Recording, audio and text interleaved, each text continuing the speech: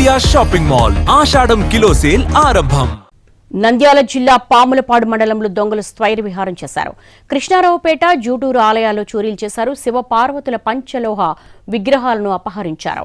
జూటూరు జములమ్మ గుడి తాళాలు పగలుకొట్టి లోనికి ప్రవేశించిన దొంగలు హుండీలో నగదును చోరీ చేశారు. అమ్మవారి విగ్రహం కళ్లను సైతం గీకారు. చోరీ దృశ్యాలని సీసీ కెమెరాలో రికార్డయ్యాయి. సీసీ ఫుటేజ్ ఆధారంగా దర్యాప్తు చేపట్టారు పోలీసులు.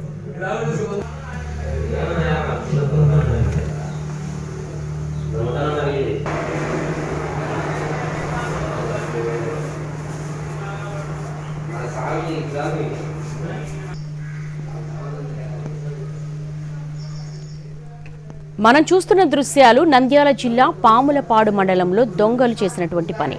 కృష్ణారావుపేట, జూటూరు ఆలయాల్లో చోరీలు చేస్తారు.